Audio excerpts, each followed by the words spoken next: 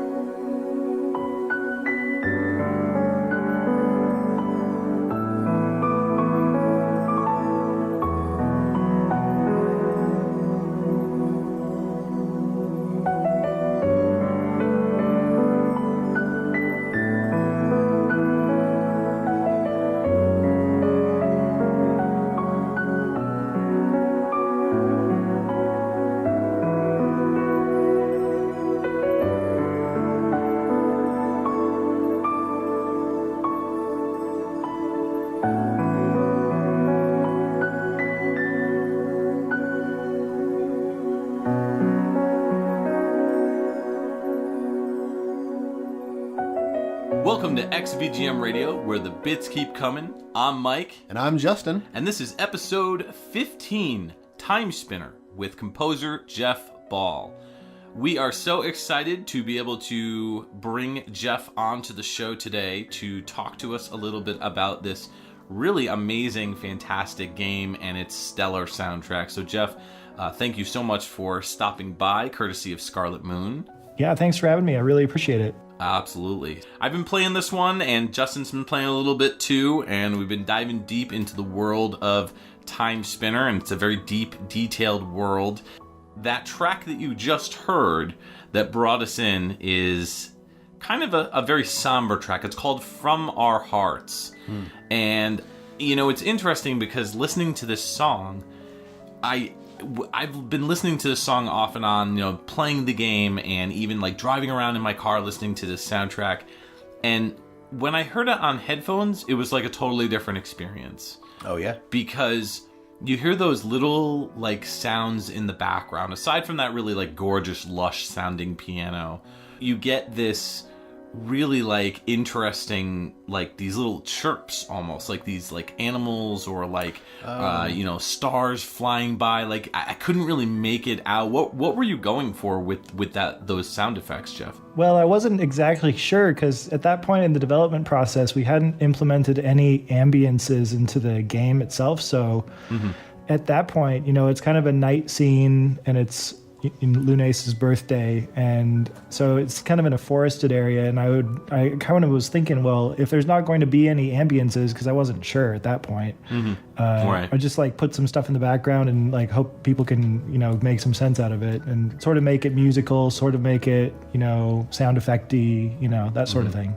Yeah. So we're going to talk a little bit as well throughout this podcast, not only about, you know, Jeff's work with video game music and everything and composition and how he became a composer and everything, but we're also going to dive in a little bit to how he made the music sound this way, because if you listen to this soundtrack, it sounds like it's coming out of a PlayStation, like the original PlayStation. Yeah. It's got a really classic vibe, which I absolutely dig. Yeah. I mean, that whole era of video games is where like a lot of my history comes from. Sure. I mean, we talked a bit about it in our last episode. Yeah, and Justin's picks, right? Yeah, and it's just it really brought me back to a lot of those classic like PS1 games, and it's in some cases Super NES. Exactly. Yeah. Super NES. Definitely. But like this soundtrack, like you killed it, I have to say. I mean, it's a real treat to listen to, and it has a lot of tracks that take so much inspiration, which we'll be talking about throughout this episode. But first, before we jump into the plot of Timespinner and all the subtle details, we want to ask a little bit about Jeff himself. So, Jeff, can you tell us a little bit about how you became a video game composer, and how did your musical journey begin? Sure, yeah, I can tell you all about that. How far back do you want me to go? I guess we'll start at birth. Okay. Well, I was born in a small town in Kodiak, Alaska. No, well, that's true. But actually, I started playing piano when I was 4 because my mom is a piano player, not by career. She's a nurse, but she plays it as a hobby. And sure. I was always Mine super. too, actually. Oh, that's cool. Yeah. My mom's a nurse, and she played piano as a hobby. Nice.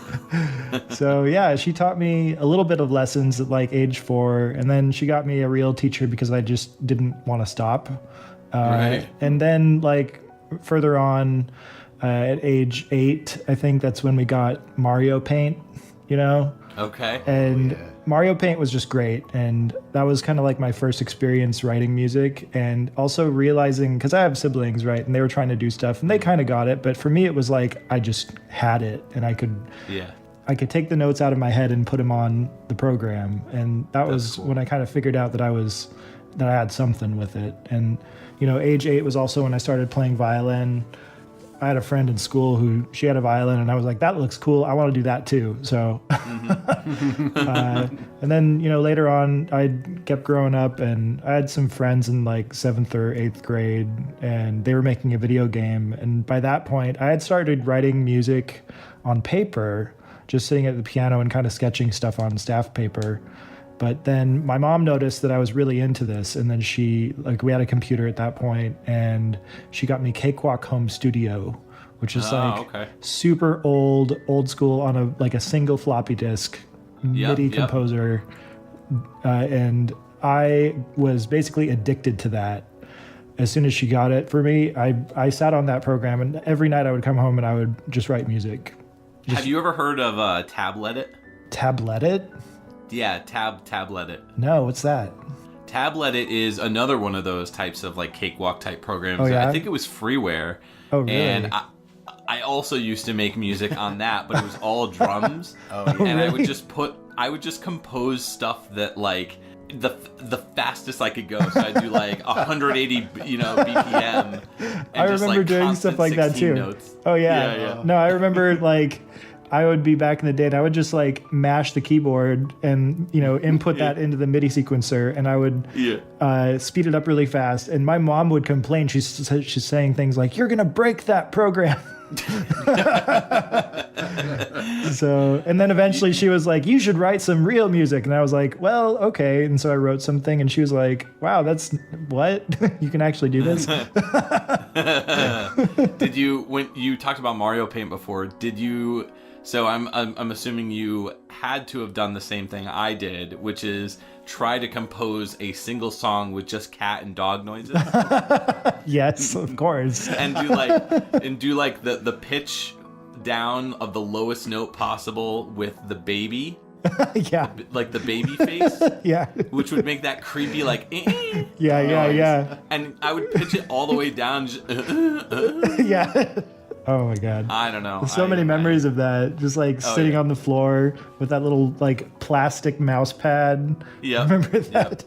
Yeah. Okay, so after Mario Paint and after totally so I was like still like Cakewalk. 7th or 8th grade at this point, but then I went into high school, and I just never stopped writing music. I just kind of sat down and I would write music forever. I composed like 600 MIDI files by the time I graduated high school. Wow. So, and that was like, trying things like, I'm going to write a symphony. I'm going to try to write a piano concerto, and just because I was very classically based at this point. I was kind of doing both. Like, I would go to vgmusic.com and download MIDI files and just watch them, you know? Yep, It was really yep, cool. yep. And I would do the same thing there was a website called prs.net, which is like, they have a new website now, but it's like classical archives MIDI files. So okay. I would download tons of like Chopin and Stravinsky, and there was all MIDI format so I could look at it, you know? So I learned a lot by doing that too.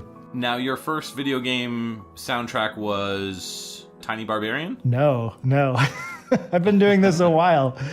The first, I mean, I've done a bunch of games that never came out. Before Tiny Barbarian, I actually did a game called Astro Man, which was an Xbox Live indie game. Do you remember that? I've heard of that, yes. Cool. It's like a Metroid kind of game. Yeah, it's like you're in remember space, that. you kind of jump around, and it's got a little overworld spaceship mode where you can travel to different planets. And Yep. it actually was nominated. It wasn't nominated. It was like in a top 10 list for like different stuff, but... Yeah, there was other games too before that. Like, I don't know if you ever heard of a game called Wing Commander Saga. I've heard of Wing Commander, not Saga. Okay, Wing Commander Saga was a freeware, totally free. Everybody that worked on this game was working for free. But I wrote Wing Commander music for this game, basically, that's like cool. 30 minutes of it. Oh, wow. And it was pretty fun. But it was also awesome. kind of like, at that point, I had started making, you know, money doing other stuff. Like I worked on Monkey Island 2 Special Edition. Which was sort of taking the old MIDI music from the original game and making it into like CD audio with live instruments and Right, everything like else. Redbook audio type style. Yeah. Right. And I mean, even before that, I think my first game that I worked on was when I was a senior in high school, which was a mod for Dungeon Siege. And I think that the music for that is still on my Bandcamp, actually. The game never came out, but a bunch of the music that I wrote for it is up if you want to listen to it. That's awesome. Very cool. Yeah. Wow. So let's talk a little bit about the plot of just like a super basic rundown of the plot for this game, and then we'll kick it off with our next track. So Justin, tell us a little bit about this one. So in Timespinner, you play as a blue-haired lady named Lunais, and she is what is called a time messenger. So she has the ability to travel between time periods in her world. Once a time messenger travels back in time, they supposedly cannot return to the present. However, during her initiation into her first time travel, the evil empire destroys the time spinner portal as Lunais is making her first time jump, all while her family and friends are basically murdered in front of her eyes. And it picks up there where Lunais swears to avenge her family. Right. And so you travel around trying to right what once was wrong. Jumping in other people's bodies. I mean, no, that's Quantum Leap, sorry. So the track From Our Hearts basically plays right before this. It's kind of like the introduction cutscene / you know, basics of the controls. Tutorial. Yeah, where you're just like starting off and you're learning about her family and her world and everything. So that's kind of where this plays, and it's a really fitting piece. The next track that we're going to listen to now is called Uncertain Hope, and again by composer Jeff Ball. So let's give it a listen.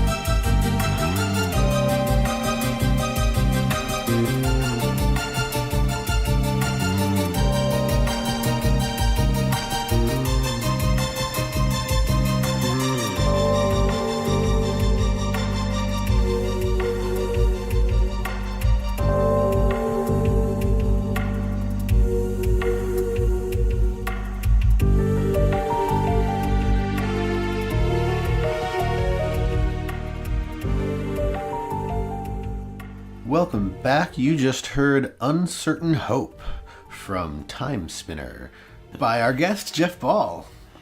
I gotta say, the star of this track, in my opinion, is that electric bass. Heck, yes. Yes. That's I believe a non-distorted, like no distortion on it. Actually, one of the things that I wrote down is that bass is very crisp. Yeah.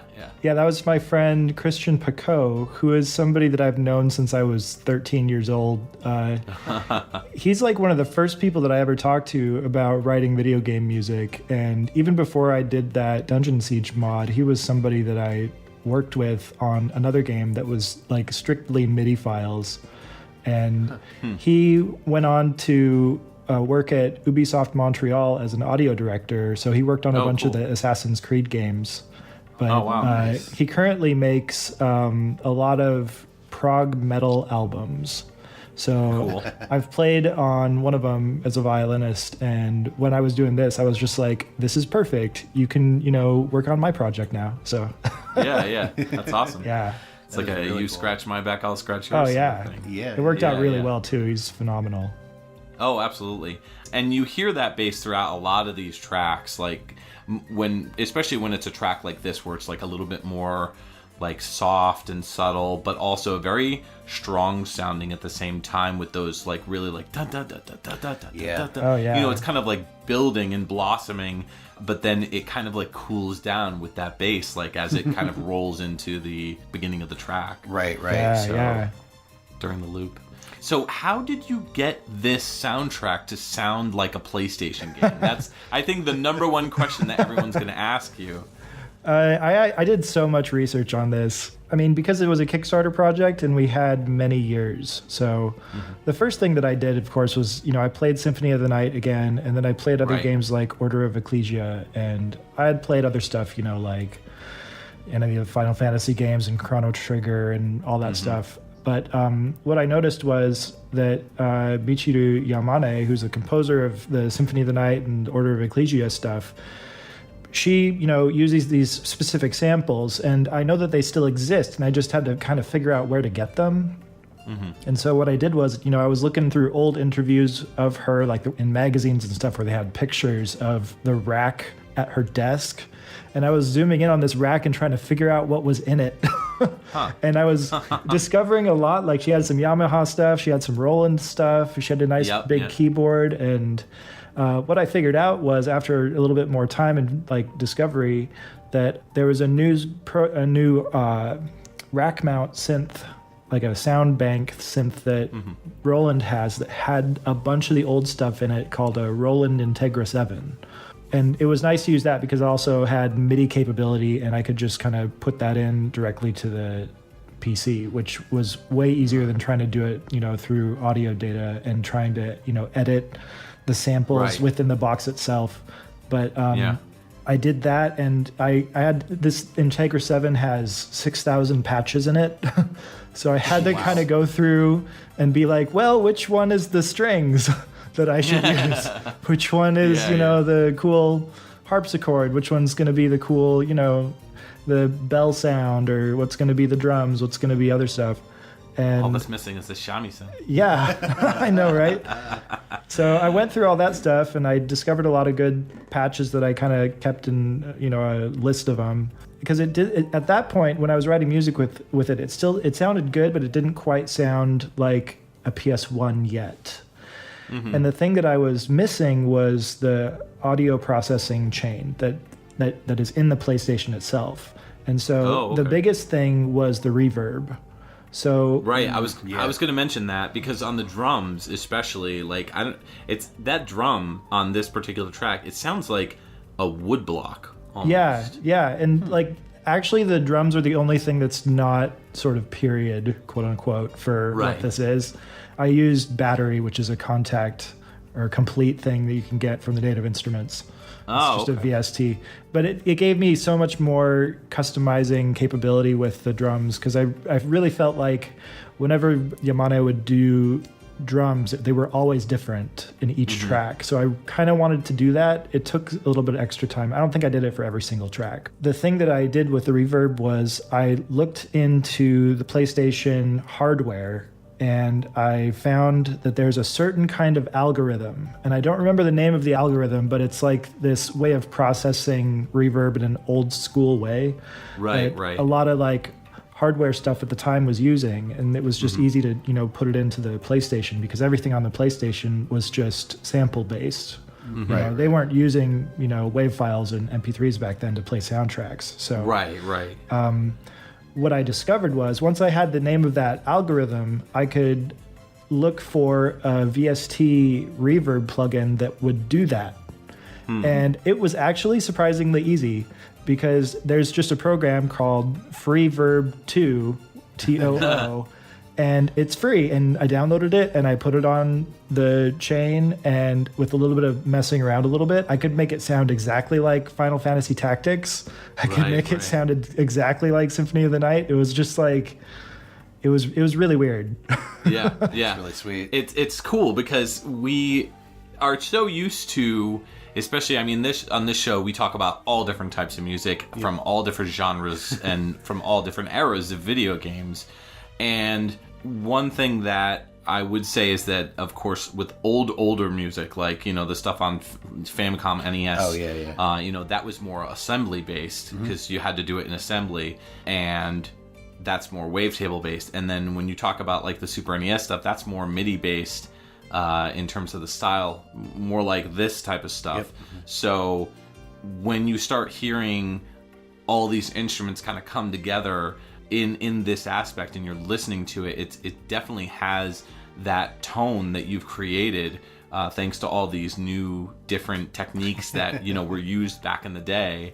So it's really cool that you were able to like look at the equipment that Yamane was using, like in a photo, and then be like, oh yeah, she used this and she used that. Oh, I know what to do, so that's super cool. Yeah. It was a lot of fun too. And like, it took a little bit of trial and error, but it was nice that I just had so much time that I could, spend on this.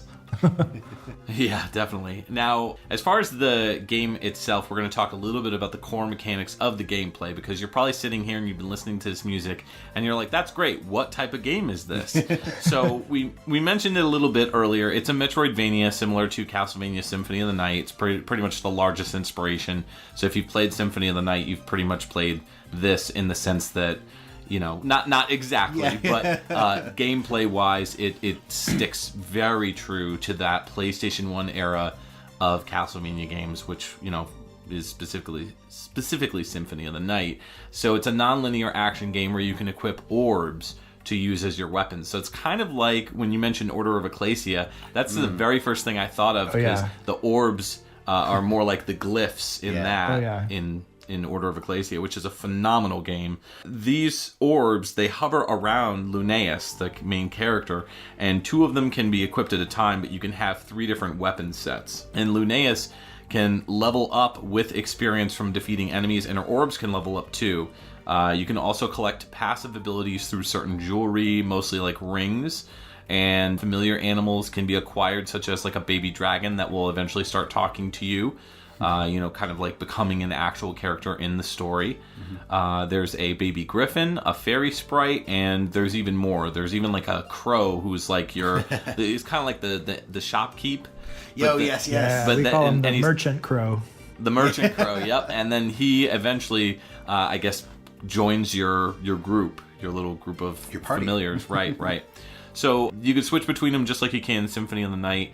They will also level up when attacking with you, and they can be controlled if desired by a second player. So if you have a second controller, you could play the game too.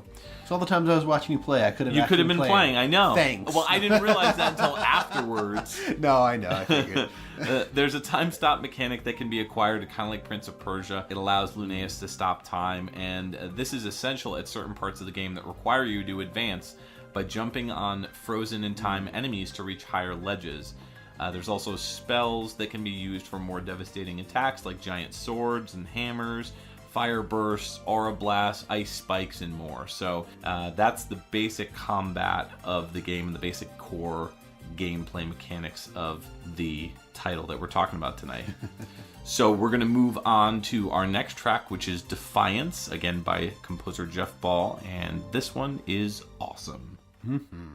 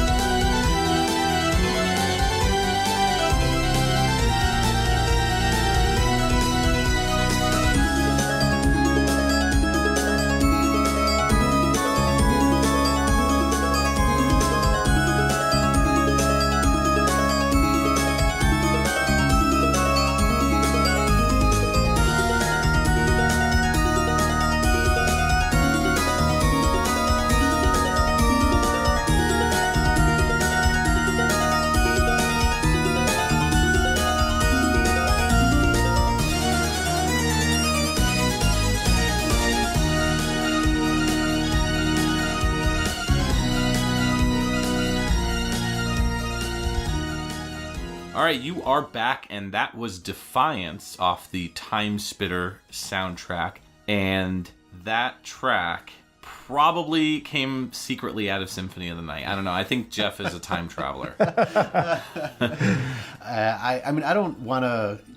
I hate comparing tracks from one game and one composer to tracks from another game and another composer, because I don't want to, like, take away from what Jeff did here. But I cannot get away from the feeling like I'm somewhat distracted in this track, thinking like, oh, where have I heard this in Symphony of the Night? And I'm like, no, it's not in Symphony of the Night. I know that, but it feels like we there's a bit of deja vu. But what do you think of this one? Yeah, I mean, like I said, not to take away from anything. I think this track was awesome, and I don't compare them to take away. I only compare them to say like, man, you really hit the nail on the head. Right. One of the things that I really did like, I mean, aside from everything, was the opening.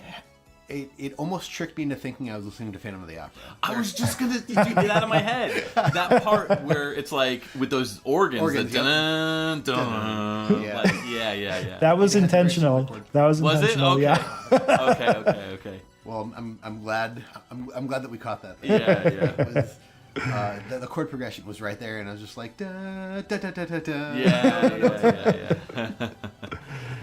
Yeah. Now it's interesting because the world of Timespinner specifically, it's not Castlevania, and that's a key thing to remember. This game is very different than Castlevania, which we'll be talking throughout this episode on how different it is. Yeah, the core gameplay and the mechanics are very similar, but if you looked at this game, you would be like, this is an original game. The sprite work is totally different. Yeah. Like, completely, totally different. There's not any resemblance to Castlevania Symphony of the Night or any Castlevania game, really, other than the fact that there's some levels that take place in, like library, some that take place in... I would say some of the backgrounds harken to some of the Symphony inspired stuff. But no, like you're saying, the sprite work is completely different. The characters, the character models, and even the animations. Yeah, I'd say it has more in common with games like Adventures of Little Ralph.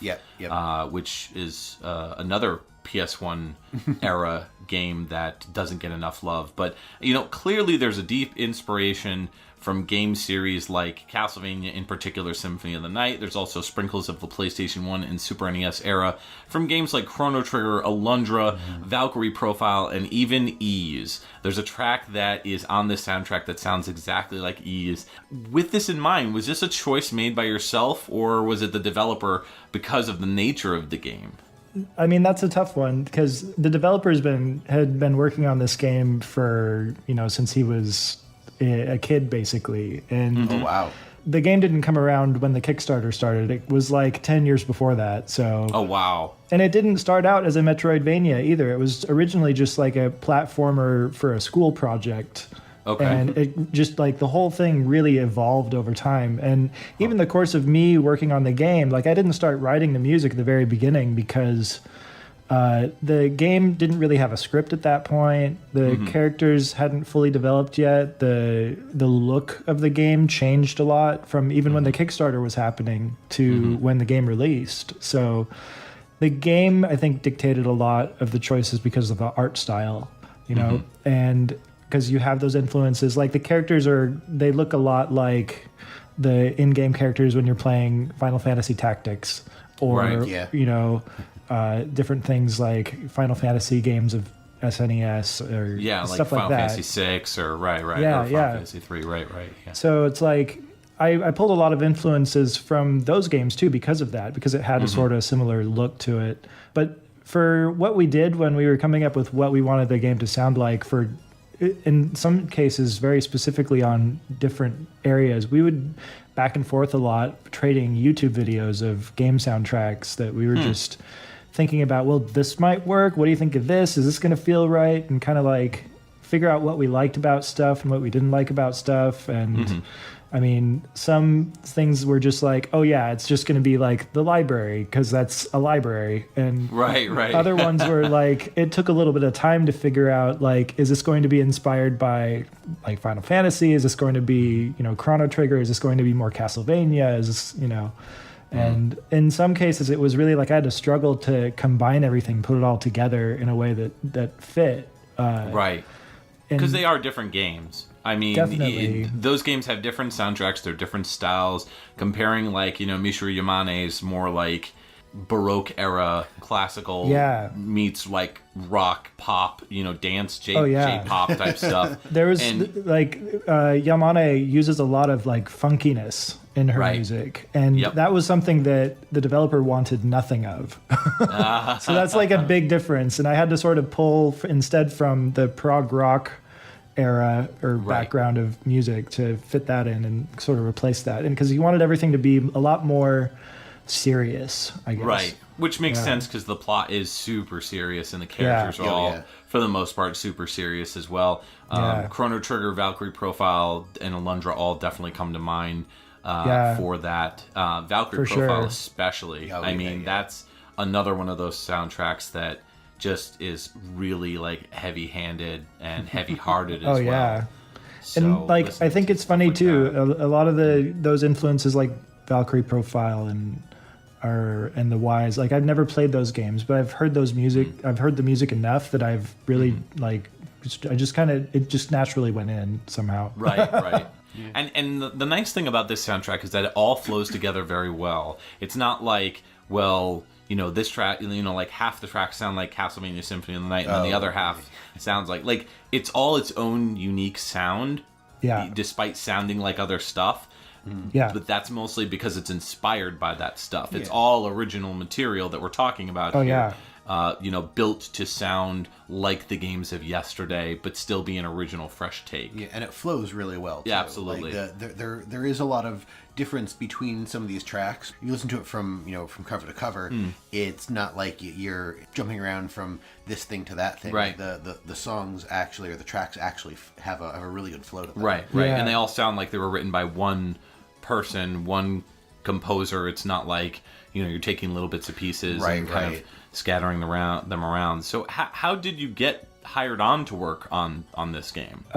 Actually, it was because I was living in Seattle, and I think I'd met a lot of people at that point, but I'd moved away. And then I had a mutual friend that was in Seattle who knew the developer of Timespinner, and he was just starting and like trying to make a Kickstarter because he was like, wanting to fund his project. The developer had been working at Bungie as a sort of tools creator for the developers there, and then he was just he left his job and he was going to focus on Timespinner, but he needed a composer, and so he asked his friend, like, where do you meet composers? And he was like, well, I know this guy, why don't you talk to him? And that was me. So and it ended up happening that basically the Kickstarter trailer was my audition piece to write the music for the game. Oh, okay. Yeah.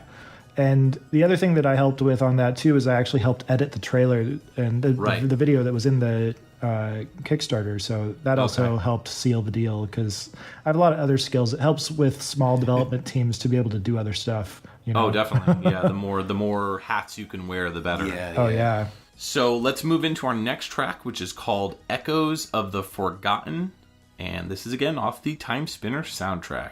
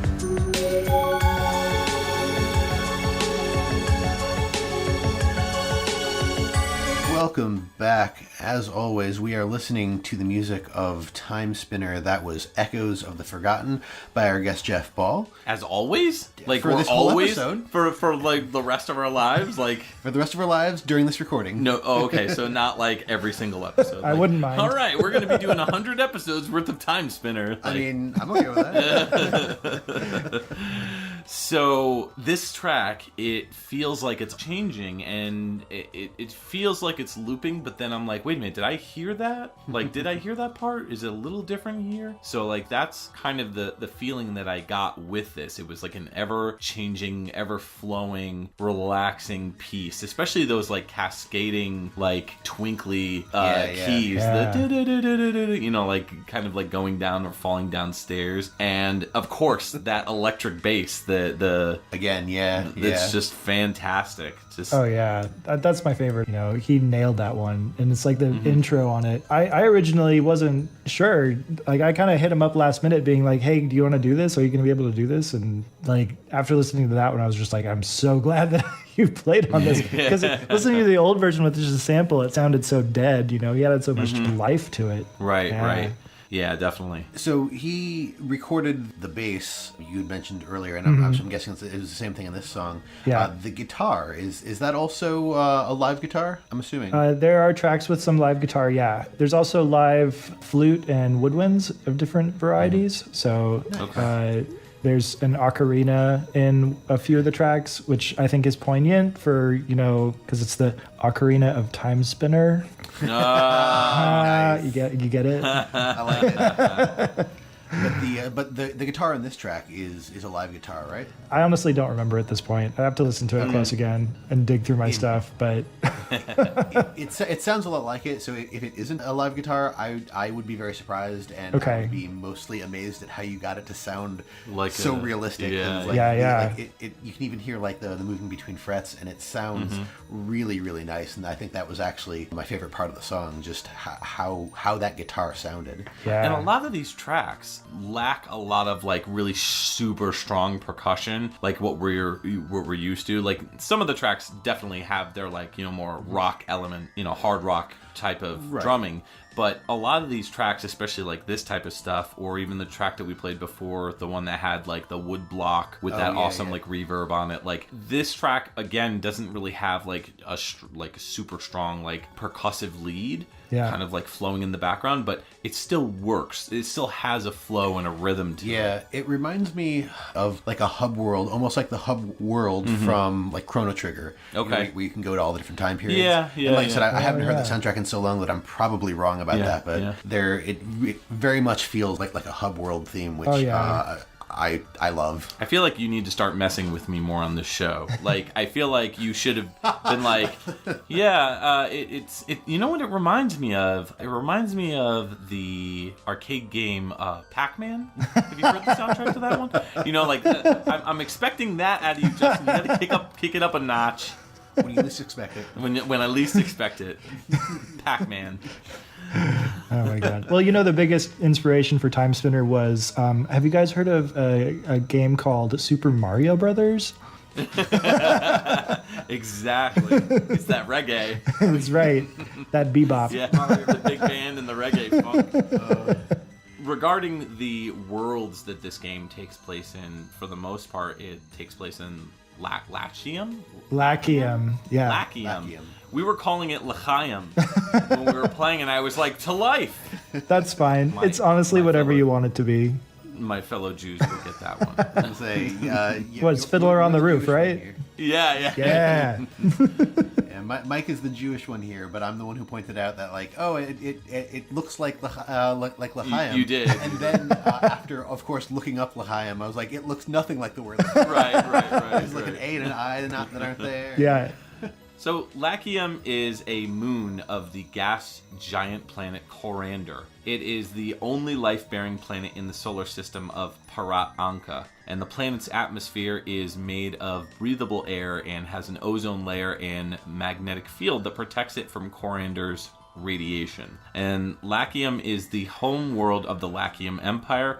Since developing space travel technology in 928 AE, the Empire's benevolent reach has spread throughout the Urnia galaxy.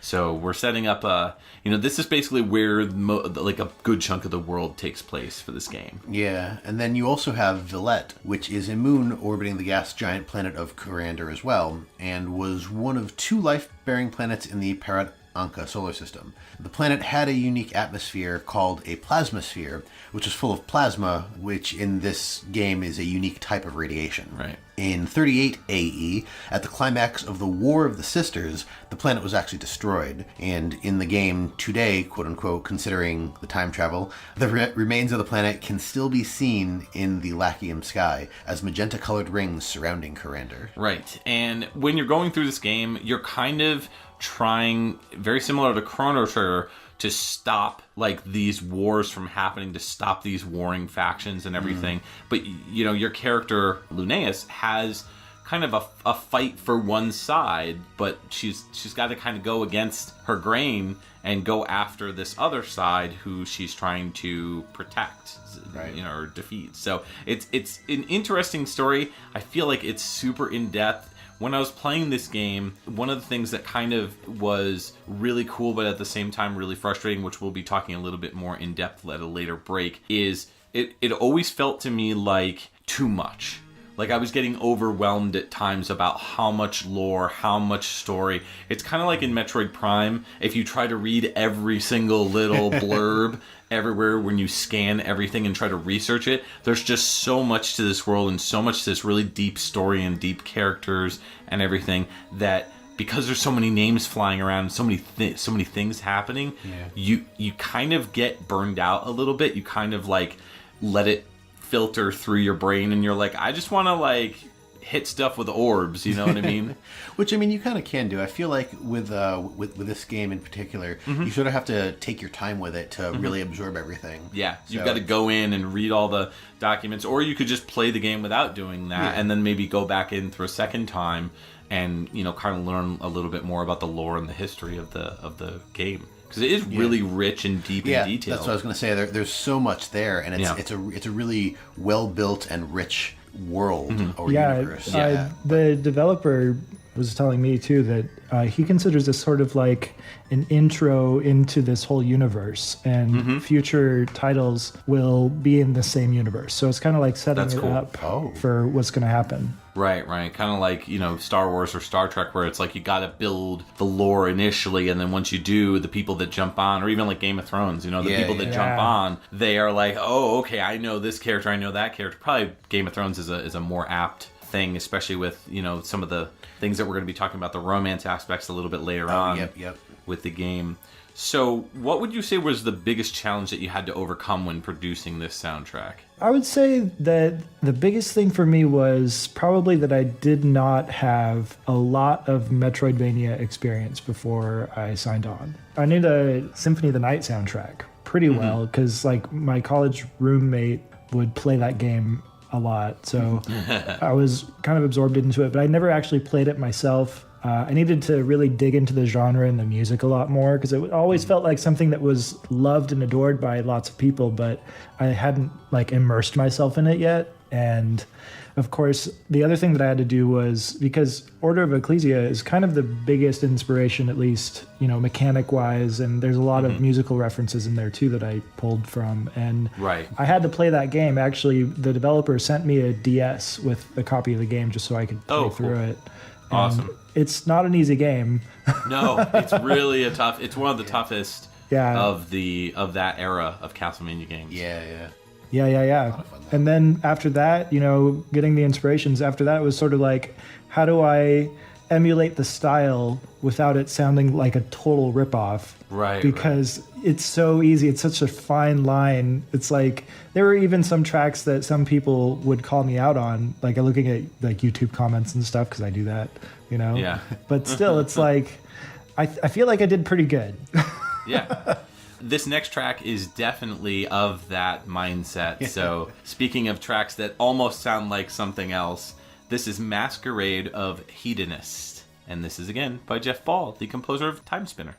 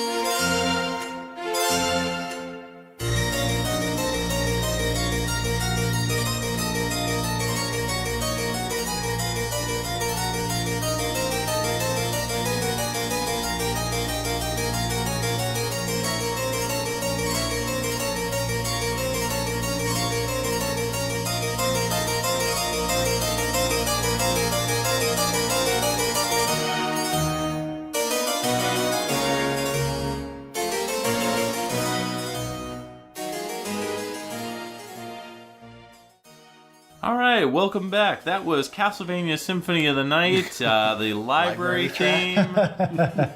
No, Not that exactly. was Timespinner. Not exactly. That was Masquerade of Hedonist from Timespinner, our game of the day, or game of the episode, if you will. But yeah, I think this one takes the most inspiration and sounds the most like anything from Symphony of the Night. I mean, yeah, the rest of the stuff, definitely like takes inspiration. There was a different track that I was going to. Oh, that's right. That sounded like the library theme, and you were like, no, I picked a track that I think sounds like the library theme. That's right. And I was like, oh, I don't know, because this really sounds like it. And then I played this track because you told me to, and I was like, all right, you win. Yeah. So I gotta ask, did you have to do any research or investigate regarding the Baroque era? Because this is obviously like a Baroque classical music's track. Yeah. That strong harpsichord, and then those like dark, foreboding, kind of The strings. Yeah, and in the background, like right before the song loops, like that just. I love that part. And then you went on this like harpsichord journey where it was just like, it wasn't a solo, but it was clearly like its own lead line that was completely away from anything with that main melody. So did you have to do any research or like investigate anything regarding the Baroque era? Well, I think because I'm a violinist, and I've played in a lot of symphonies, I've done a lot of concerts for like Baroque stuff. I'd say it's rare that you play Baroque music, but like I studied music in college and we had music history classes, and so I've ingrained a lot of that stuff in my head. I did go back and I listened on YouTube to a bunch of harpsichord concertos from the Baroque era, and because trying to imitate this track, it's like there's not really a whole lot you can do when you're imitating Symphony of the Night in a Baroque style, because the Baroque style is so specific. Like, it's like you can't really venture too far out of it because it just sounds like something completely different. So, Right. I guess what ended up happening with it is it sort of evolved, because with Symphony of the Night, Yamane clearly was inspired a lot by Bach. So I kind of looked at that and I was like, cool, what else can I do that's in that same kind of vein? And I was like, well, I can make it more dramatic, I guess. So I kind of went more of an early Beethoven route with it. Okay. So, and the other thing that we were, really focusing on, and you'll probably notice if you listen to the music as well, is that the developer, when he was making the art, the word of the day with the art was always filigree. So it's like, how can you implement filigree into the music? Well, you can add little turns, you can add little arpeggiated figures. So it's kind of like I put that stuff in, and then it sort of evolved from there. And then, I did my best to not make it sound totally like the original, but also, it's clearly inspired. It's like you can't get that far away from it. That's true. I guess what you could say is if it ain't Baroque, don't. I can't even finish it. Yeah, I'm not even gonna finish it. That's just bad. I'll see myself out. Oh my god. Your job here is done. Yes. I win all the internets. So how would you say that this experience regarding the composition of this relating to the other soundtracks that you've worked on, specifically for a game like Tiny Barbarian, how would you say those two compare in regarding the experience? I would say that the Tiny Barbarian soundtrack had parts that were definitely easier. With Tiny Barbarian, it was kind of like I had to figure out how to make a good chiptune sound, and that took a lot less time than figuring out how to make a good PS1 sound. I can imagine, yeah. Yeah. And with writing the music for Tiny Barbarian, it was 99% note entry and like 1% production at the end. But with Timespinner, it was like 50-50. And I spent like probably 2 weeks just mixing and mastering the Timespinner soundtrack to make it all fit and sound nice together. Just because it was so many different instruments and so many different sounds that needed to be cohesive. So, and live instruments too. Like Tiny Barbarian has no live instruments. It's all just a very basic chiptune sound. And Right. I mean, but on the other hand, there are similarities. Like there's only one developer, and it was a very long development cycle, and there were some similar inspirations as well. Like episode 3 of Tiny Barbarian is very Castlevania, like direct like inspirations visually and in gameplay, and Right. a lot of the music that I wrote for that episode was kind of like me prepping myself to do Timespinner, basically. So you invoked the ghost of Kenichi Matsubara. yeah, basically. Even though he's not dead, you still invoked the ghost. The future ghost. Yeah, the future ghost of Kenichi Matsubara, the Castlevania 2 composer. Yeah. Dialogue and romance aspects of this game are so intrinsic. Like, they're so built into this. And, I think the game has received a lot of flack for it online. And I think a lot of that's unfair, too.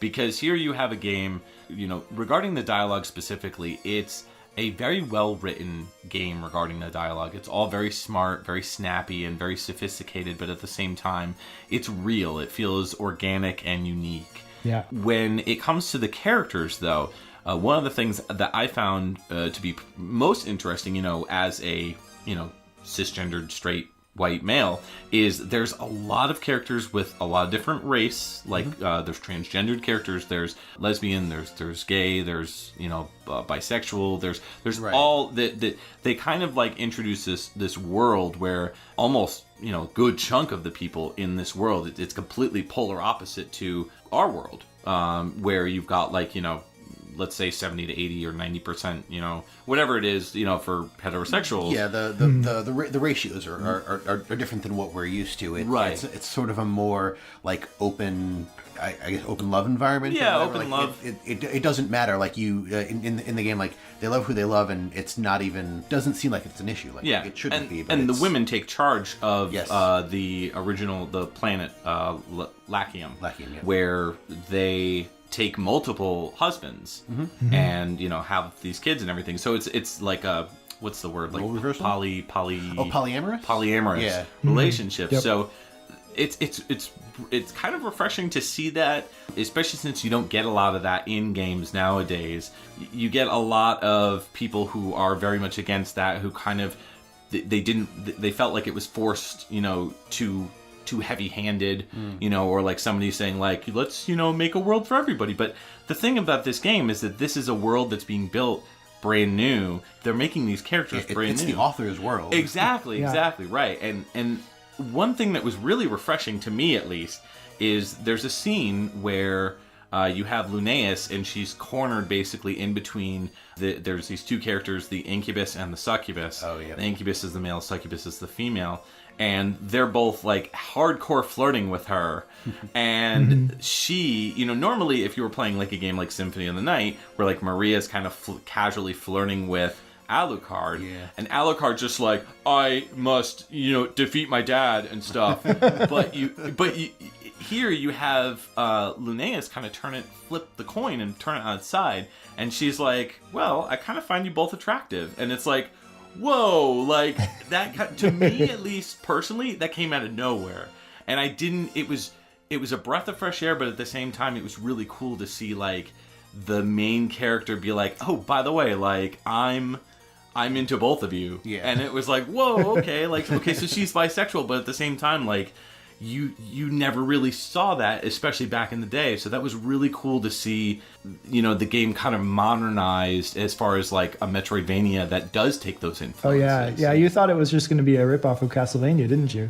I did. I thought it was just, defeating like my dad and stuff. Like, God. Nope. Because you're playing a female, like defeating my mom. Yeah, defeating my mom. Jeez. So yeah, it was really cool. So like that.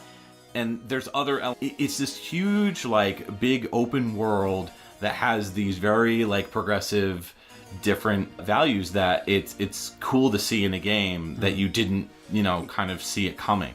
If the game isn't for you, then it's not for you. But it's sure. I just don't understand the people who think that it was that's forced or whatever. Because we have so many games where you're either the male or female character, sure. and then then there's the obvious love interest, and then it goes exactly like it's almost. For one, it's predictable, and for two, like, how is that any less forced than what you're complaining about? It's all about the mindset. Really. Yeah. I think it's just because we're in that time and era right now where there is a lot of that in in the media and everything. Yeah. I think a lot of people feel like it's forced.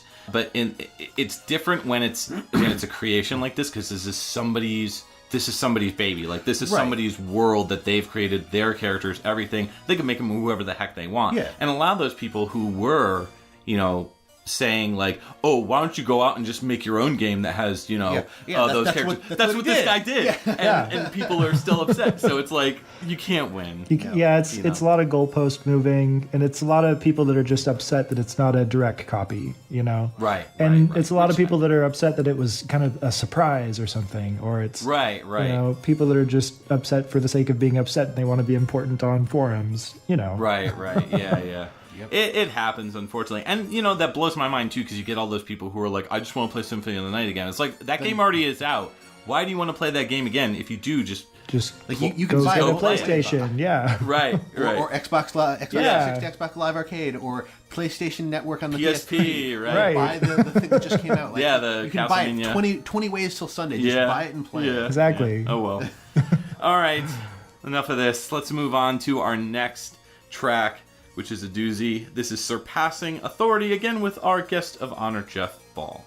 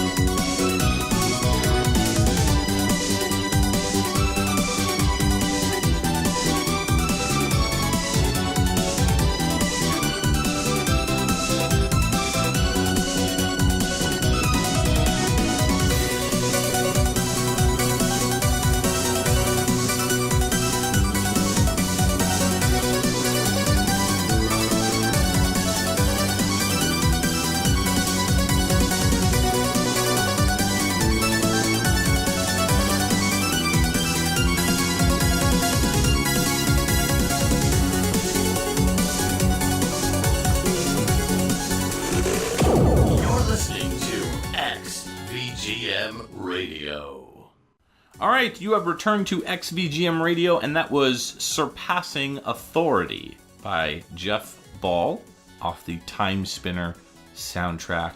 This track, wow, just oodles of love that I have for this track. Thanks. Again, clearly inspired from, it's got that Castlevania style, but at the same time, it also invokes a lot of like stuff from Ease, which is what I was talking about before. Oh, yeah. But this track was just so much more energetic and so much more powerful sounding and so much more vibrant. And I loved that the lead lines were being played with different types of keyboards. Like one was kind of like an organ, and then like the next one was kind of like not a harpsichord, but like sort of like an offshoot of the harpsichord, like an electro harpsichord. Yeah.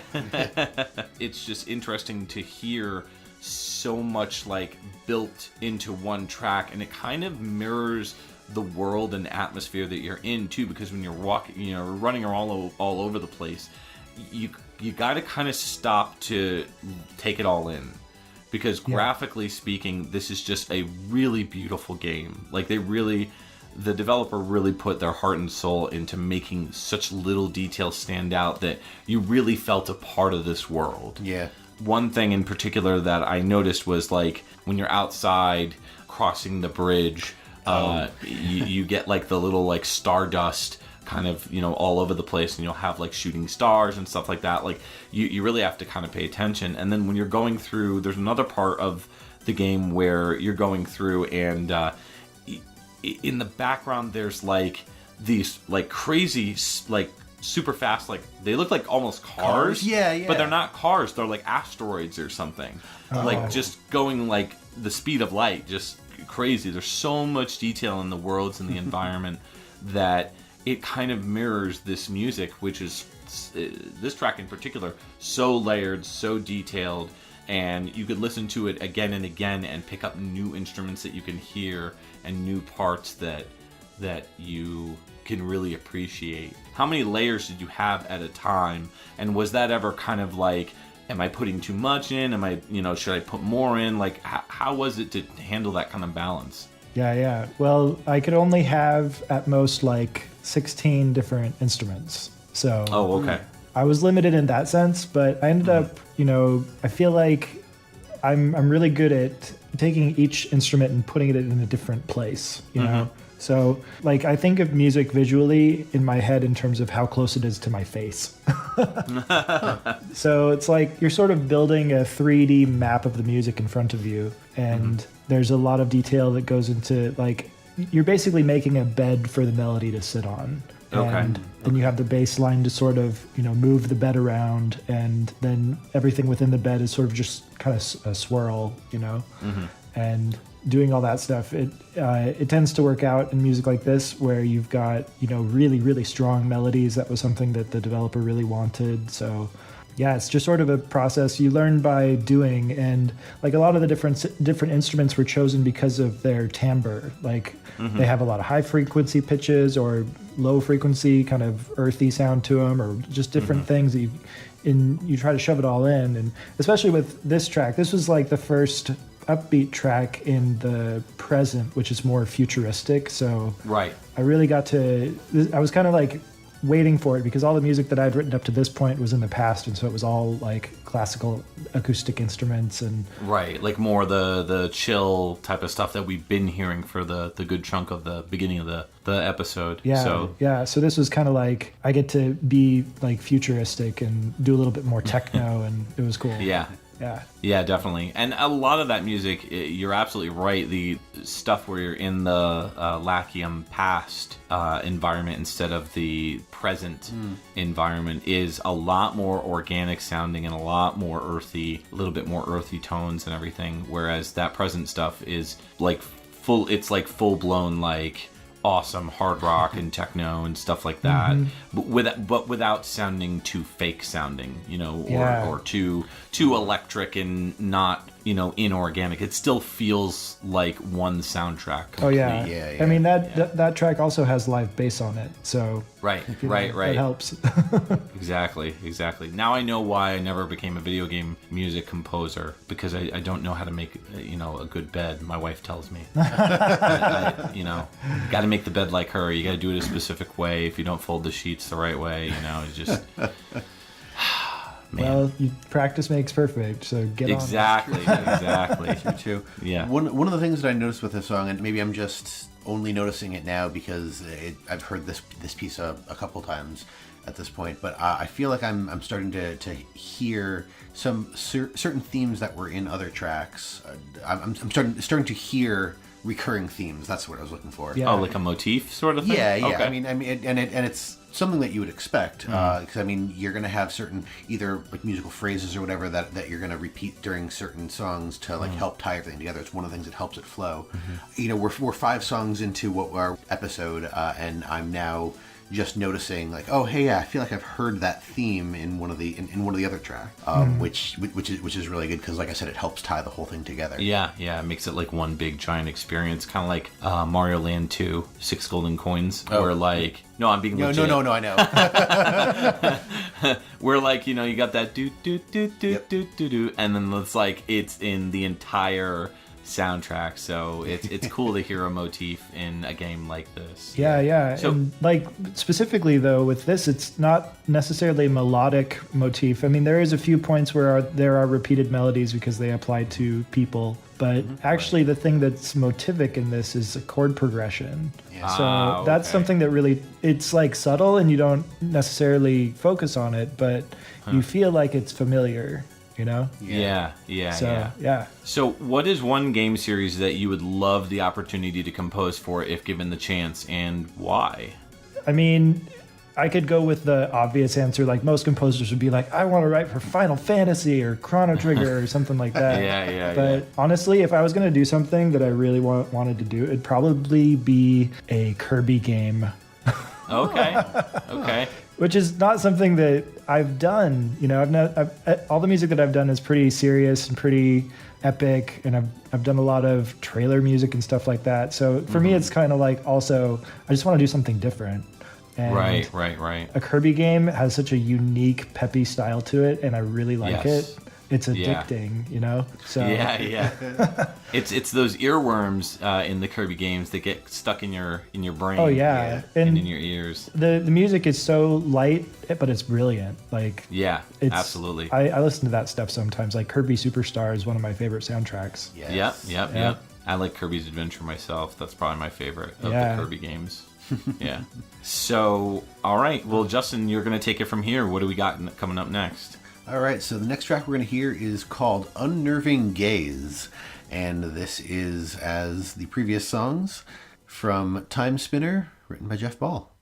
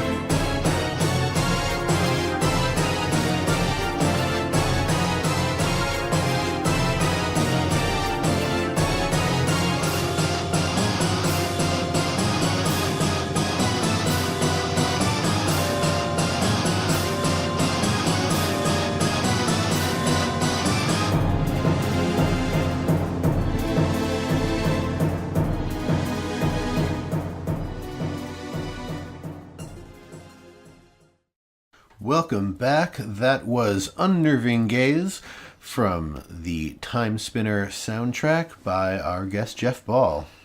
That was a good track. That was a pretty dang good track. We are now hearing some of the more heavy rock type stuff off of this soundtrack, and I have to say I really like the way that the electric guitar in that one made me feel. Made me feel warm and fuzzy. Warm and fuzzy. Much like if I were to be electrocuted. Yes. But no, it was really good. The actual vibe that you get from like the guitar, it feels like a lot of the song is almost like the solo of that electric guitar, and the melody on it was just like for sure. Yeah, it kind of came out of nowhere, that guitar, for me. It's not that I didn't expect it. Well, actually, yeah, it's that I didn't expect it. But it was the whole track. I really love when those like electrical kind of kind of vibes come in, because then it kind of like gets your heart racing a little bit, kind of like gets you, you know, interested in the track. When you're doing like a more bombastic track initially with those drums, those almost like kettle drums, the bum bum bum bum, and then you introduce those more electronic melodies that kind of come in that aren't really doing anything melodic. They're more just like existing, and then you know, as the track builds, when that guitar kind of came in, I was like, whoa, I did not expect that. Despite the fact that it makes total sense for it to exist in this track. So, I don't know. I wasn't listening to my own heart. Yeah. That's what I'm trying to say. The developer wanted a lot of the battle tracks to sort of feel like the same vibe as the area.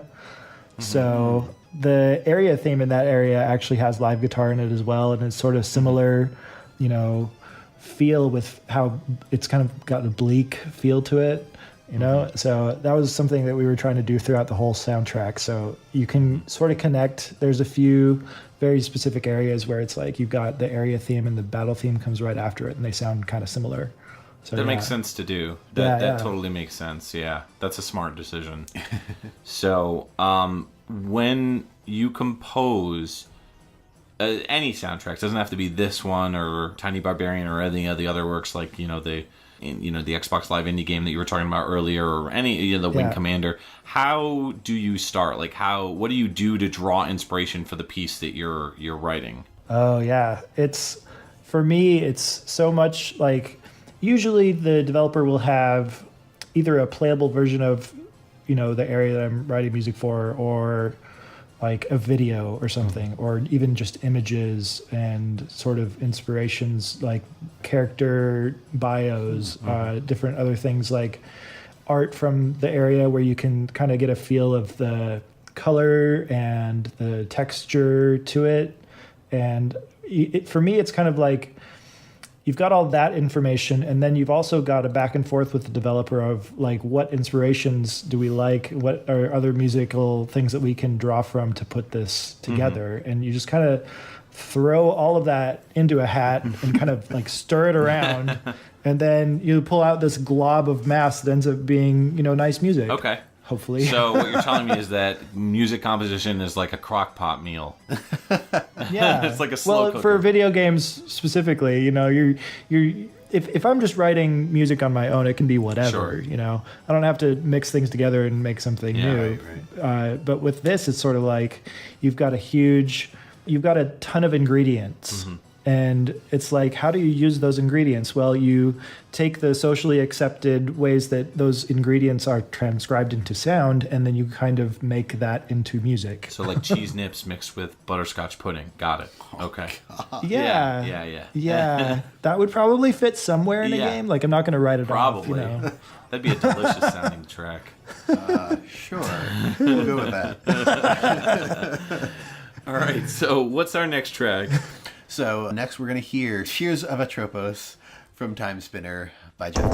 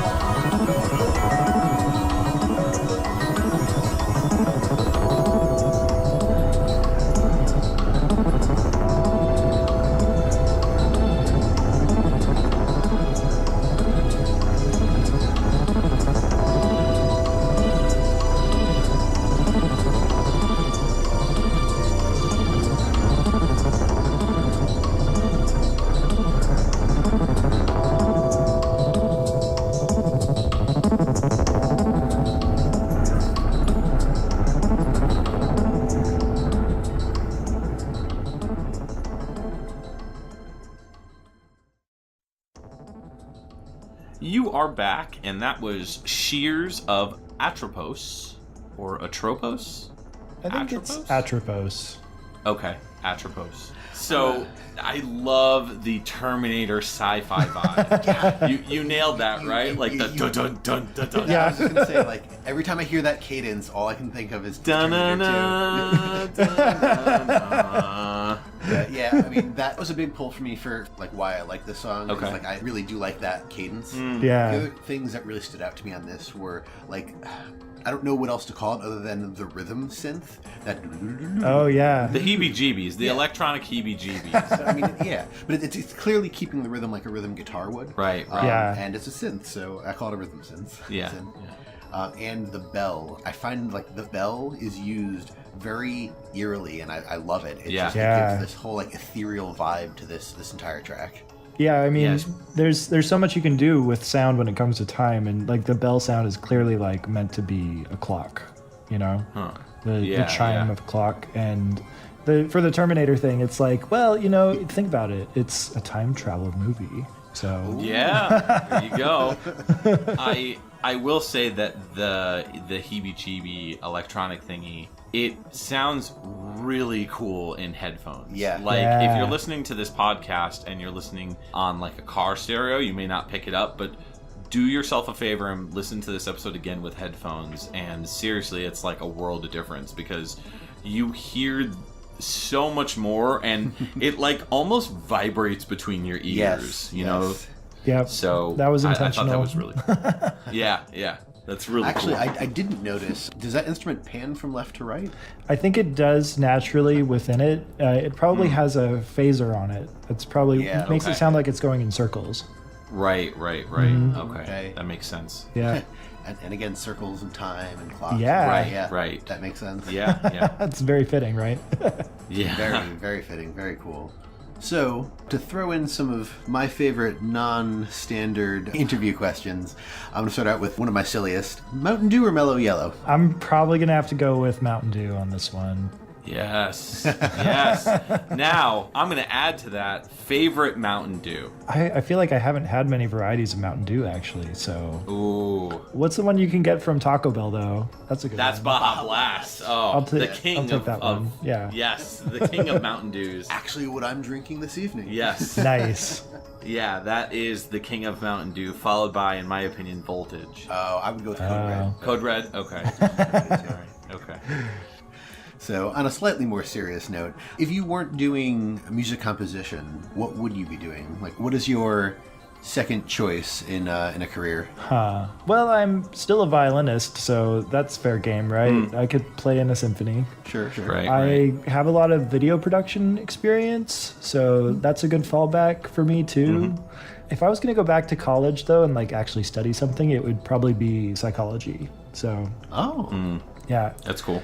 and it fits with the music composition thing anyway, because I'm very like tuned into people and how they play games and how they feel when they play games and how the sound relates to that, and going for things that are a little less obvious sometimes, like you know, because you want the player to feel a certain way, but is that the best way for the player to feel in that part? Like, you have to really think about it and go a little deeper. So I think that actually makes a lot of sense, what you were saying with the psychology aspect to music.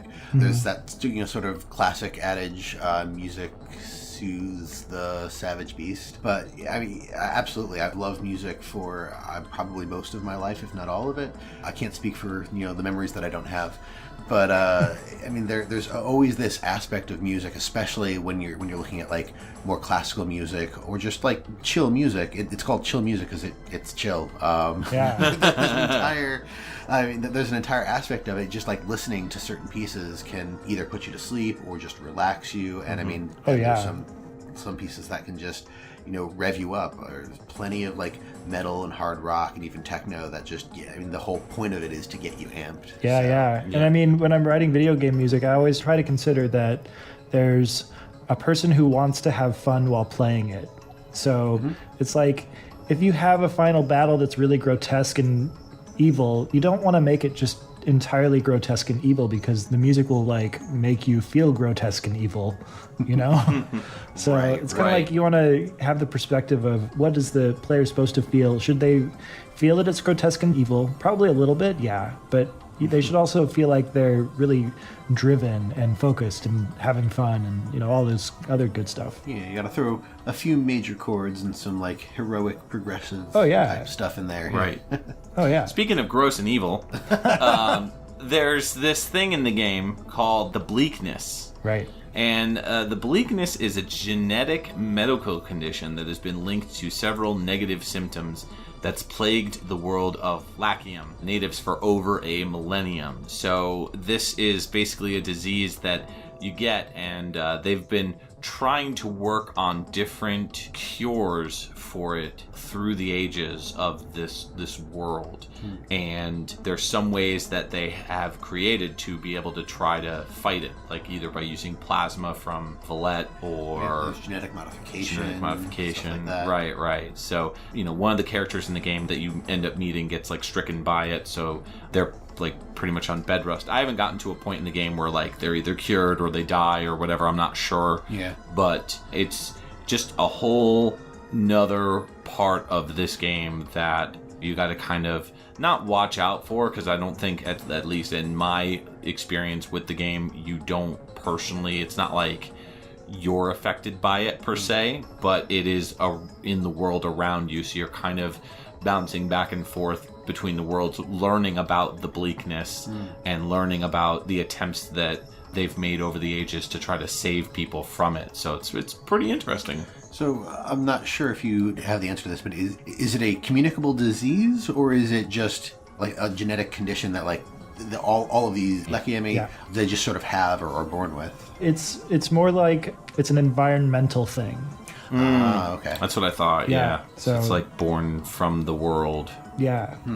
Given to people throughout it. So pretty cool. I just figured I'd touch on that. Yeah, no, that's an important part of the game. Yeah, absolutely. Definitely.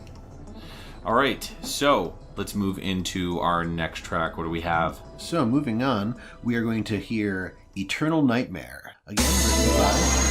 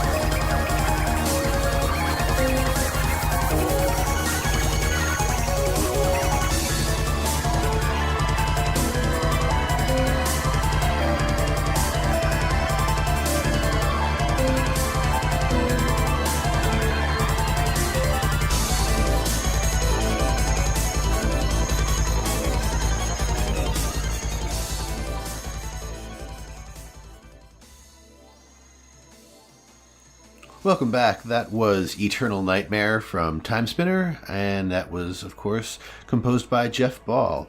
And I'm going to go out on a limb before Mike says anything and say that he thinks this is the song he will hear when he dies. Close. This was like a mind meld. Yeah. Oh, yeah. I really like the fact that even though the time signature seems to stay the same, there's like a background swoosh. That's the only explanation I can call it, which is totally off time signature. And it's just like all over the place. It literally sounds like a clock melting. Yep. Yeah. You know what I That's mean? a good way to put it. I can see that. But the part that I really dig is that bass line, kind of like Like a chuggy bass line. Yeah. I was really feeling that. I was like, it's cool. Yeah, no, it's a wild track. I mean, I feel like I'm getting myself known as the guy who picks the weird, esoteric tracks, but I don't care anymore. I like them. I wouldn't pick them if I didn't. But this one, it was an amazing journey, and it was a lot of fun. It was riding a star through a black hole to another world, and not like Kirby Star, but just like... No, it was riding Kirby Star backwards while your face is melting. I don't know. There's no other... You just gotta get the melting piece. It's the boat ride in Charlie and the Chocolate Factory. Yes. Oh, yeah. There you go. But no, I really dig this one. I'm just curious, like, from your perspective, Jeff, where did this come from? Like, obviously it came from Charlie and the Chocolate Factory. I see. So this is the one time we went off the video game references God. somewhere else. No, not exactly. But this one, I think, for me, a lot of it was Final Fantasy X final battle stuff. There was a little bit of that. There was a little bit of, like, heavy prog metal, but probably the biggest influence that I had from this one was actually the stuff that I did for the final battle of Tiny Barbarian DX. Okay. Which I don't know if you listened to the whole soundtrack or not, but at the end of episode 4, there's a final battle track that's less than 2 minutes, and it has over 18,000 notes in it. Oh my god. Whoa. Yeah. So that is incredible. basically, I did something similar. It was a lot easier to do it in Timespinner because I just had the instruments, but in Tiny Barbarian, I basically did the same sort of similar thing with chiptune. And yeah, so doing this was a lot of fun because I was kind of nearing the end of the project and a bunch of other things were happening at the same time, and I needed to really balance my time properly. So this track just, like, I started with the intro and I wanted that, nice long intro for a final battle, and then just like throw in the kitchen sink for everything else. Definitely. Absolutely. I'll have to check that track out from Tiny Barbarian as well, because if it's anything similar, that's really neat. I really dig it. Yeah, do it. So, speaking of influences and stuff, I'm curious, what is your favorite video game music soundtrack and video game music composer? It doesn't have to be the composer of the soundtrack, but like favorite composer, favorite soundtrack.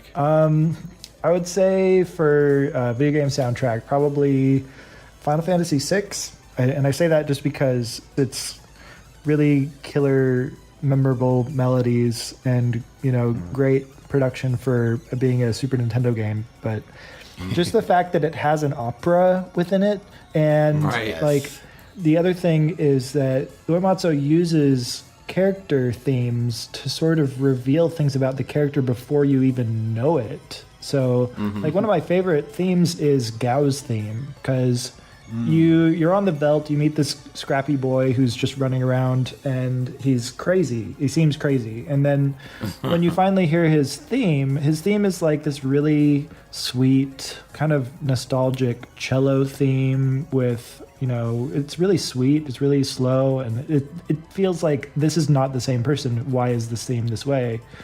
Then you go through the game and you learn more about him, and then he has this whole experience with meeting his dad.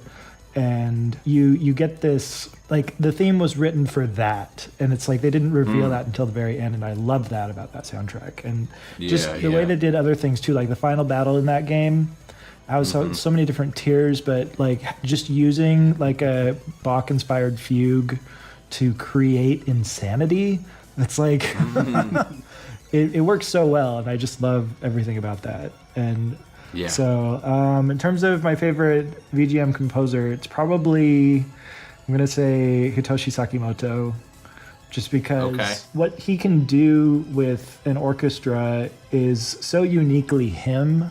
It's like awesome orchestrations, but also really good melodies, and you always know it's him. Yeah, absolutely. Yeah, and it's like, I've been playing through the re-release they did of the Final Fantasy XII Zodiac Age, and it's just like, I'm reliving all of that again, and it's just so awesome. Yeah. His work on like the Genesis in particular, is just unbelievable. I mean, he'll take a track that is just average or okay, like something from like Midnight Resistance, like Flood of Power, and just completely turn it into like one of at least my favorite Sega Genesis tracks of all time. When he arranged it for the Genesis, like to me that's his track, not the other composers. They composed it, but he made it what it was. So, yeah, he's fantastic. So good. Yeah. So, and what is your favorite non-video game music album? I would probably, because I mean, I'm so inspired. I watch tons and tons of anime. I'm not going to say anything that's like strictly an album per se, but I just like the soundtrack from Samurai Champloo. No, that's a good Cowboy Bebop. Yep. Like, so like Yoko Kanno. Anything Yoko Kanno is just like, I mean, and she's done some video game music, so that doesn't super count, but you know, everything that she's done is amazing. And yeah, absolutely. Like, her music sticks with you, and it's like glue. Yeah. Especially Cowboy Bebop. I mean, those songs are just so iconic. Oh yeah. Even though, you know, they're all just like different types of music from different genres. You've got so many elements. It's like a very international sounding soundtrack. Yeah. So, what do we have next coming up on Timespinner? So the next song we're going to hear is a track called Pioneer's Horizon, written and composed by Jeff Ball.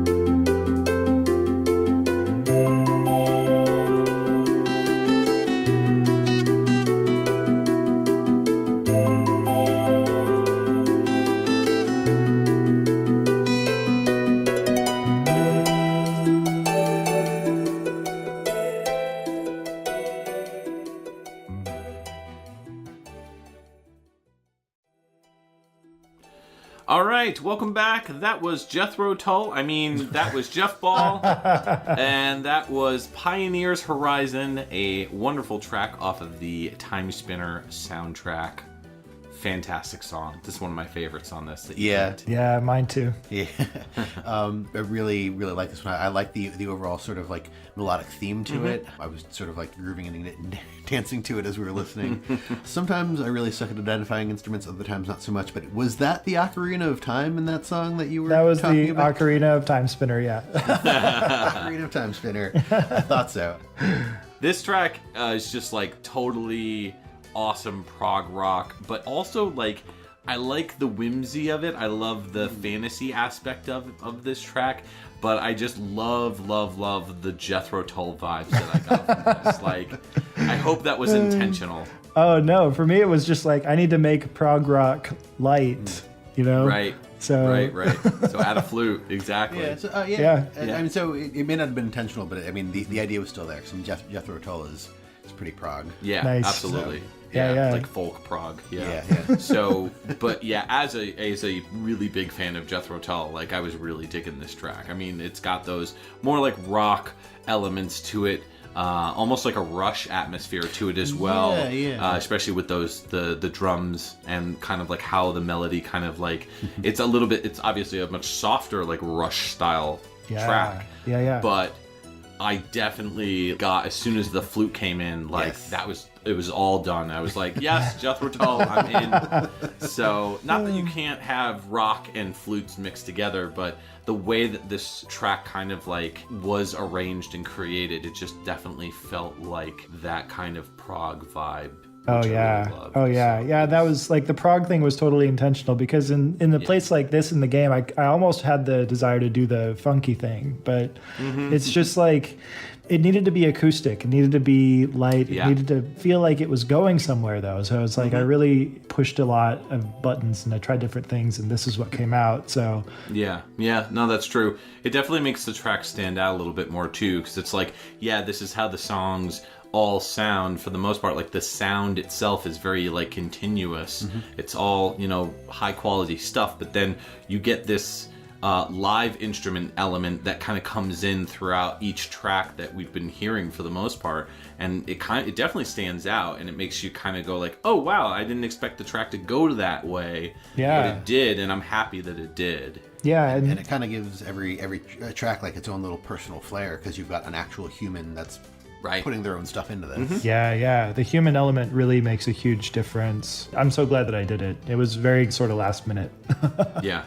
And with a track and a game like this, that it does invoke that spirit of the human element, the story, the characters, everything that we've talked about on this episode, it definitely rings true. The soundtrack does match up very well with the game story, the lore, and the characters, and just really all aspects, which is what you want. You want a game to kind of invoke and feel like it's one giant crock pot meal. And it is sort of reminiscent of the Symphony of the Night soundtrack, because that soundtrack does have live guitar and actually live voice. Like if you remember the menu theme. Yeah, that's true. And actually that's Mishra Yamane's sister. Nice. Yeah. Looking over your compositional history as it stands, is there one composition that you could pick to say that you are the most proud of? Well, that is a tough one because, when you have so many different projects that you've worked on, it's like, how do you, first of all, remember everything that you wrote? And second of all, how do you, because the thing about me is that I write so many different styles of music. So, but I would say that if I was to pick one and I had to pick just one, there is something that's totally not game related. I just made it as sort of a demo piece. It's called Duel in the Sky, and it's on my SoundCloud. And it's one of the showcase tracks. But I made it, I don't know how many years ago at this point, but it's got a very sort of Final Fantasy 13 trailer vibey feel to it. So yeah, it's worth checking out. I like it. That's cool. I'll have to take a look. That sounds really cool. Like I look at music that I write as a time capsule, because like I have so much stuff from when I was like a child, basically, And I can go back and I can listen to it now, and I can learn about myself and see how I've developed as a person through it, you know, because you remember very weird, specific things about when you were writing the piece, you know? Right. Because you have this it's a part of your memory history. connection. Yeah. So Yeah. I like that. And it's also a history of me in a way. Yeah. Yeah. Same way with games too. I mean, for if you think sure. about it, like you remember what age you were when you played a specific game, or you know what you were doing, Yeah. you know, in your life when you played a specific game. Like you remember weird things too, like what the carpet smelled like. right? You know? Yeah. Yep. Yeah. Yeah, Yeah. that's really cool. Yeah. All right. So our last track. What do you got for us? So we are going to close out with a piece called Shattered Hourglass. Sounds kind of appropriate. Shattered Yeah. Hourglass, Timespinner. Time's up. Yep. Time is over. It's the end of the episode. We are dropping this hourglass The on the time ground. has spun. It has It has spun. spun its last spin. Spinded. It is spinded. Yeah. So this is Shattered Hourglass from Timespinner, composed by Jeff Ball.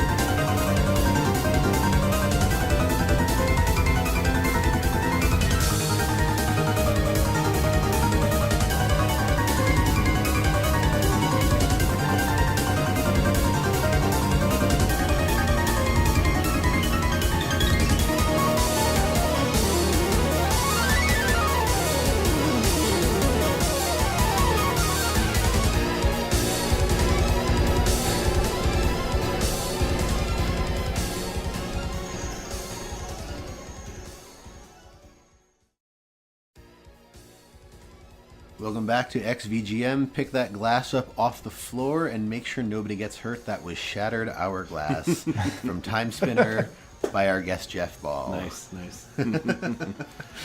So what did you think? I love this track, and I absolutely love because it's spiraling out of control, of course, you know.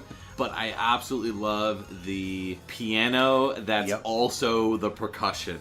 That's actually dong, dong. Oh yeah, it was like a Meshuggah track at one point. That's actually part of the reason that I picked this one. Okay. So I remember when we were doing one of our October episodes, one of the tracks that you picked had this just sort of like, it sounded like somebody slamming on a piano over and over. Oh, the Dead Space track. Yes, that one. Yeah. Nice. And this sort of like it didn't like fully remind me of that, but like the way that the piano was handled in this one reminded me of that, because like it starts out, it sounds like it's very discordant and just like hitting the piano, and then it gets less discordant and becomes becomes like partly, like you said, percussion, but actually like the sounds coming from the piano, like they actually sound like they mesh better, and then eventually, you know, that sort of fades back, and then it comes back towards the end of or towards the loop. This also screamed jazz fusion for me. It was very prog rock, prog jazz fusion oriented. When you've got those like it's just like jazz oriented, acid jazz. I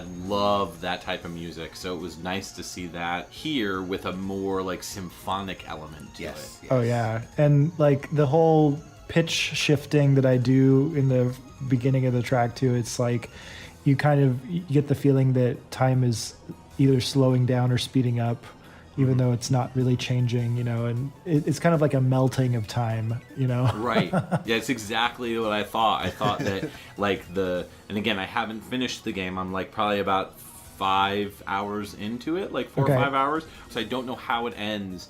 But to me, this kind of seemed like you've beaten the final boss and the Timespinner itself is like broken or something like that, and you know everything's spiraling out of control. You know, is Lunais going to get back to her present, you know, world where everything's good and her family's living and you know everything's happy and awesome and full of cheese and wonder. So that's kind of what I was hearing in this track, or like that's what it was going to eventually get to. Yeah, and the other thing to consider about this game too is that it does have multiple endings. So keep that in mind. That means there's plenty of replay value for all you gamers out there. Oh yeah, and there is New Game Plus as well. Yes, that's awesome. New Game Plus is one of my favorite things. Absolutely, absolutely. Yeah, it makes blowing through the game so much faster to get different endings and whatnot. Yeah, and especially when there's multiple endings. And you can do stuff like that. Definitely, then it's like playing the game is fun, but at the same time, once you played through it, it's just like I don't want to slog through it. Right. New Game Plus, you don't have to slog through it. Absolutely, absolutely. That's great. Yeah. So this is the time of the episode where we close things out. So we're going to start off before we thank our wonderful guest. We want to pick our favorite track of the episode for the songs that we have picked. So Justin, our guest is going to go first. Yeah, that works. You thought I was going to say you, but I flipped the lid on you. So Jeff, what was your favorite track of the ones that we picked here? I would have to say Pioneer's Horizon, just because it's probably my favorite track on the soundtrack, to be honest, because it's using all of my musicians that I got for the soundtrack, and it's got a really nice style to it, and I can listen to it on repeat for a long time. Yeah, absolutely. Yeah. Justin? There's two that sort of stand out to me. Okay. One of them was your pick, and one of them was my pick. Okay. And it's between Masquerade of Hedonist and, as Jeff just said, Pioneer's Horizon. Okay. Nice. Both of those are standout tracks to me, and for slightly different reasons. The Masquerade of Hedonists is a standout track, partly because of the conversation that we'd had when you were playing the game, and the way that you were like, oh no, listen to this one, it sounds like a library track, and I was like, oh, it totally does. It's like, and I thought I had picked a track that sounded like the library from Symphony of the Night, and then I listened to this and I was like, no, like instantly within like a second, just hearing the harpsichord, I was just like, nope. Yep. But Pioneer's Horizon is just, it's so rich, and like I really like all the different live instruments that you brought into it. I adore the ocarina that's in there, especially after you had called it the ocarina of time. Just like, I'm never gonna let that go now. It made it even better. So I think I'm gonna go Pioneer's Horizon with Masquerade of Hedonist, a very, very close second. Okay.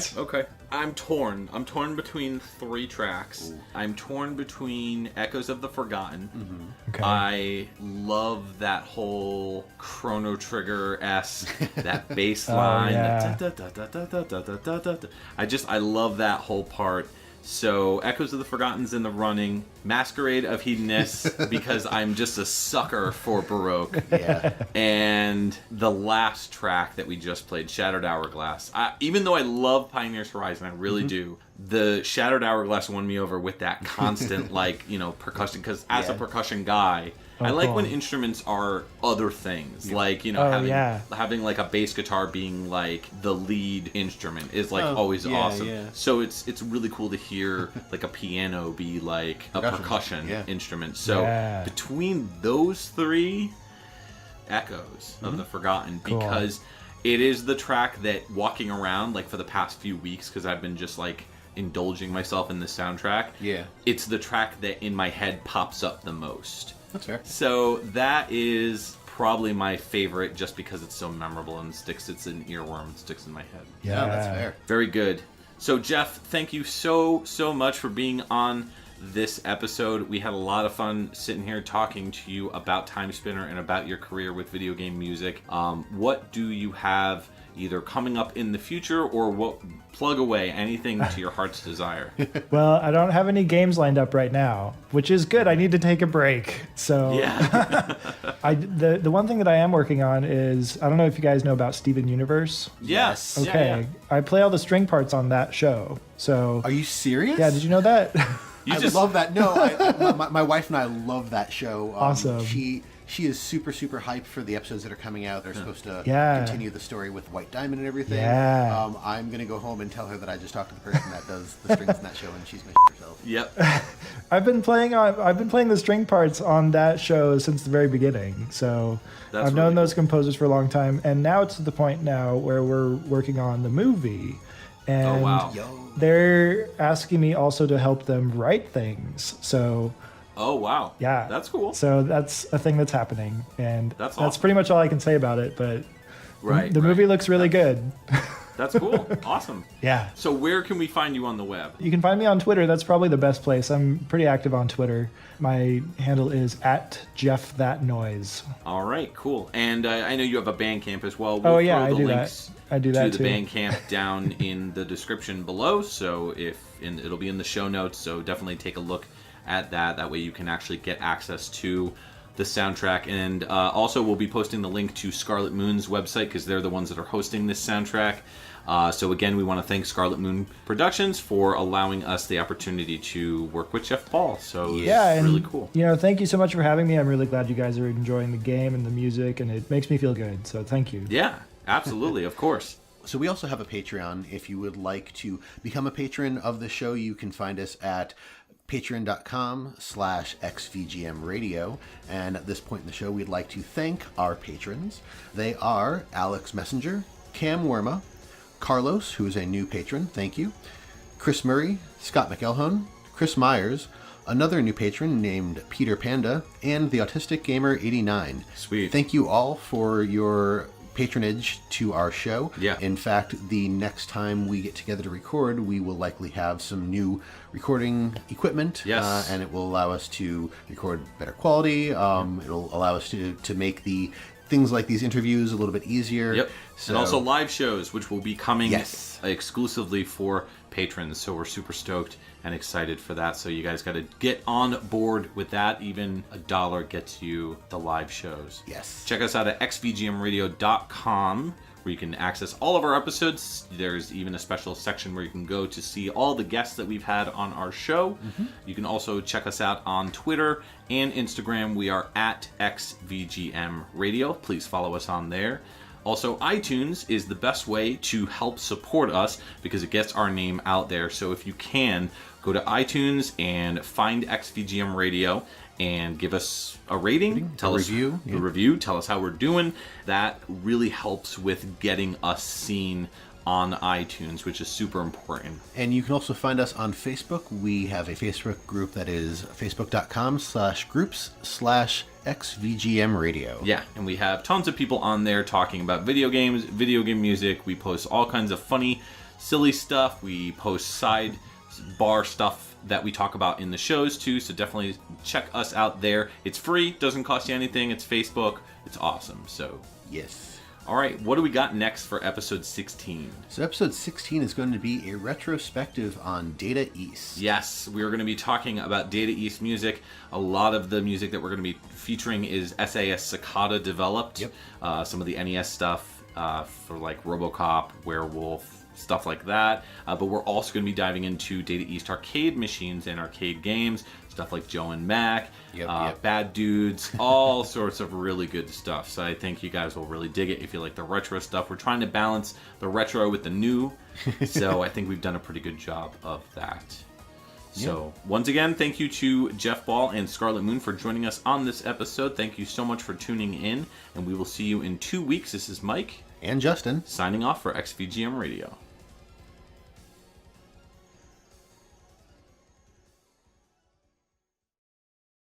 It's those kids that are walking around making Mario Paint pornography that you really got to pay attention to. You know, porn with Mario Paint. I guess. Well, That's a thing, I'm sure. It probably I'm sure is. yeah. Yeah. It's a thing for everything. Yeah, absolutely.